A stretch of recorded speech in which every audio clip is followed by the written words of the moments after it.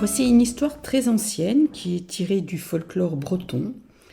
Une histoire, oui, qu'on racontait aux enfants. Vous allez voir qu'elle n'a rien à envier aux films d'horreur actuels.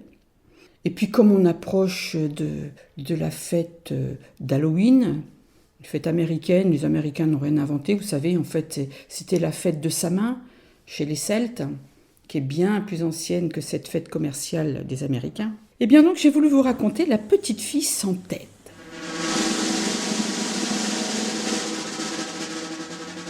Il faut se remettre dans le contexte de l'époque, une société très croyante et très superstitieuse.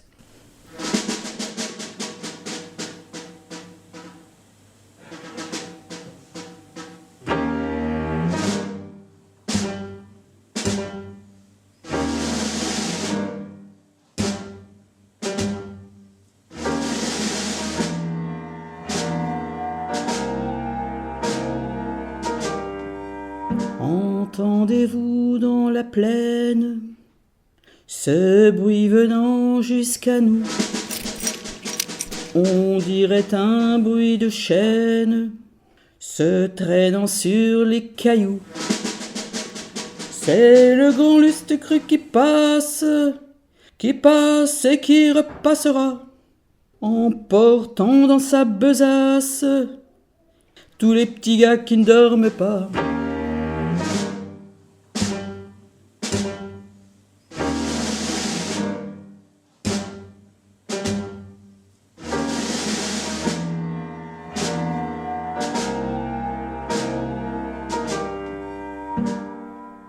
Blottis l'un contre l'autre dans le grand lit bateau, Yorick et Jeannette cherchent en vain le sommeil. Depuis longtemps déjà, la maison s'est tue. Leur mère et leur grand-mère ont gagné les chambres où elles couchent seules. Ce sont des veuves de marins. Un silence angoissant remplace les rumeurs domestiques qui parviennent en journée de la cuisine. Minuit sonne à l'horloge du clocher. « Yorick, tu dors ?» murmure doucement Jeannette. « Non, et toi ?»« Moi non plus. Tu n'entends pas un gémissement étrange ?» Yorick tend l'oreille. « N'aie pas peur, ce n'est que le vent qui mugit dans les branches. » Apaisée, Jeannette ferme les yeux mais les rouvre tout aussitôt, car un affreux hurlement s'élève dans le lointain. « Et ça, qu'est-ce que c'est ?»« Un chien errant, ne t'inquiète pas. » Soudain, un pas pesant martèle le sol autour de la maison. « Et ça, qu'est-ce que c'est ?»« Juste un voyageur égaré, rassure-toi. » Trois coups sourds ébranlent la porte. Jeannette se met à grelotter. « Et ça, qu'est-ce que c'est ?»« Sans doute le voyageur qui demande asile. »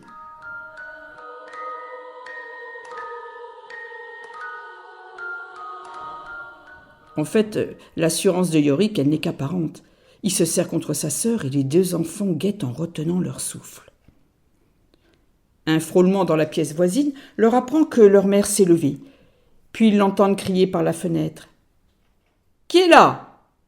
Et que voulez-vous » Une voix grave monte des profondeurs de l'ombre. « Je suis le grand Lustre-Cru. Y a-t-il dans cette demeure des enfants éveillés malgré l'heure tardive ?»« Point du tout. Passez votre chemin, méchant homme, vous n'avez rien à faire ici. » Mais Lustre-Cru est d'un naturel méfiant. « Je veux m'en assurer moi-même. Ouvrez ou je défonce la porte. » À contre-cœur, la veuve le laisse entrer.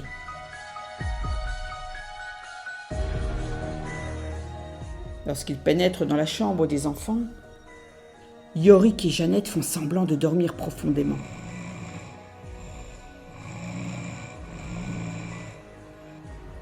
Il se penche sur eux et les observe avec attention. Si Yorick, malgré sa terreur, maîtrise sa respiration et donne l'apparence paisible du sommeil, sa sœur, en revanche, tremble comme une feuille. Ce détail n'échappe pas à l'œil perçant de Lustre-Cru.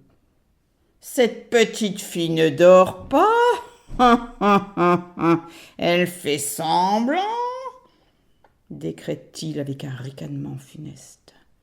La veuve se signe. « Jésus, Marie, Joseph, c'est pas Dieu possible, que va-t-il donc lui arriver ?»« J'emporterai sa tête dans mon grand sac. »« Et qu'en ferez-vous ?»« J'en garnirai les statues des églises que la Révolution a décapitées. » À ces mots, Jeannette, épouvantée, pousse des cris stridents en se cramponnant à son frère. Yorick lui fait un rempart de son corps, la mère également, la grand-mère accourt au bruit, se traîne à genoux pour qu'on épargne sa piotte, elle offre son propre cou à la lame du couteau. Peine perdue. En dépit de leurs larmes et de leurs supplications, Lustucru arrache la tête de la petite fille, la met dans son grand sac et s'en va dans la nuit noire.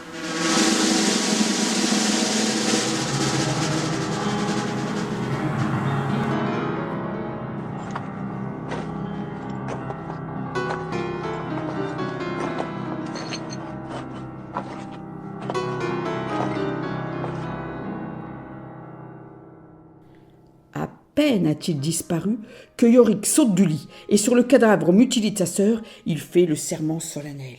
« Par le Christ en croix et tous les saints du paradis, je retrouverai la tête de Jeannette. Même si je dois y passer le restant de mes jours, je la ramènerai. »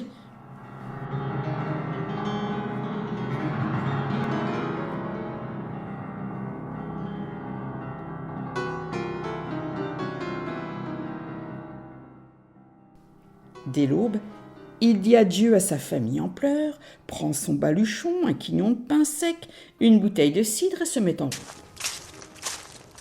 Ses pas l'amènent à l'église du village.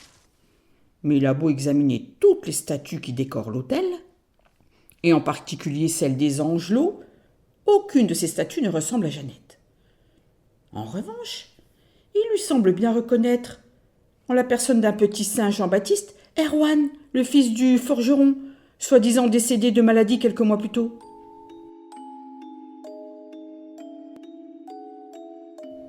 Et les saints innocents à genoux dans leur niche lui rappellent étrangement Corentin et Loïc, mystérieusement disparus un an auparavant.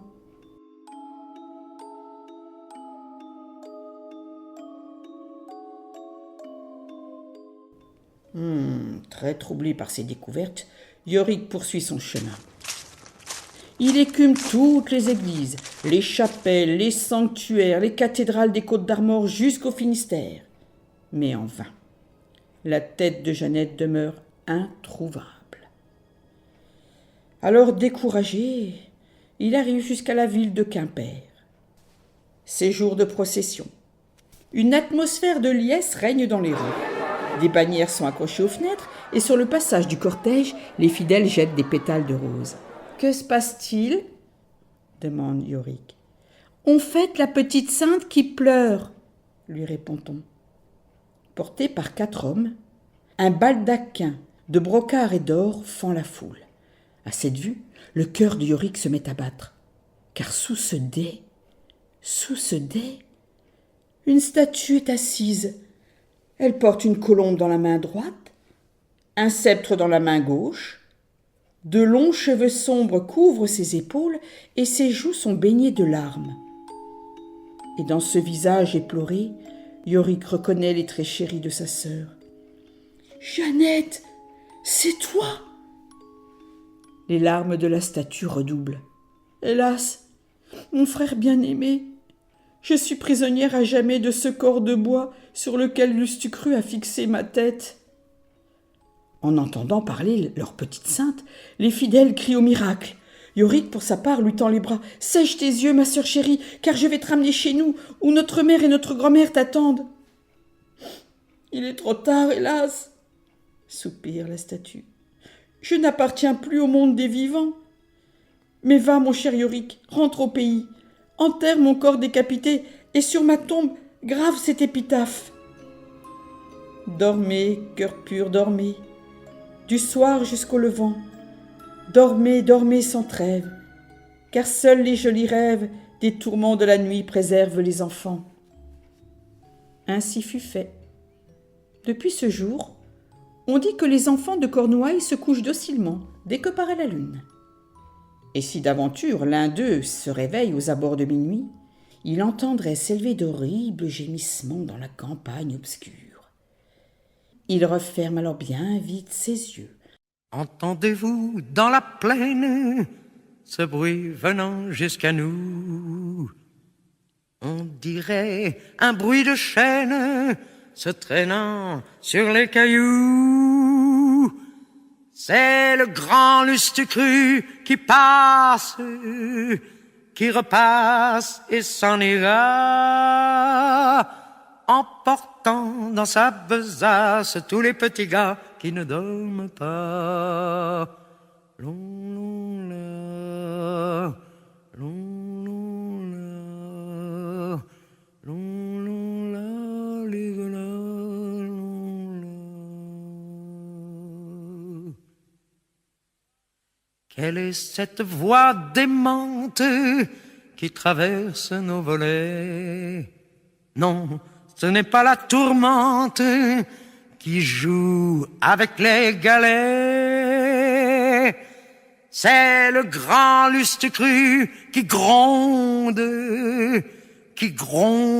et bientôt rira, en ramassant à la ronde tous les petits gars qui ne dorment pas.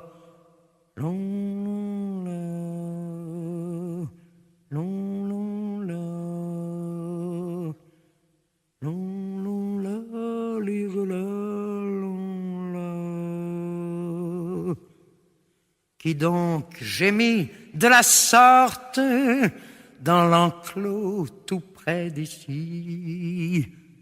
Faudra-t-il donc que je sorte pour voir qui soupire ainsi?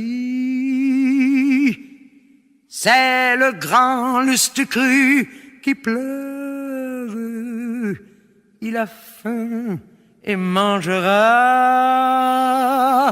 cru tout vivre sans pain ni beurre, tous les petits gars qui ne dorment pas. Lon, lon, la, lon, lon, la, lon, lon, la, ligala, lon, la. Qui voulez-vous que je mette dans le sac au vilain vieux? Mon Doric et ma Jeannette viennent de fermer les yeux. Allez-vous-en, méchant homme, quérir ailleurs vos repas.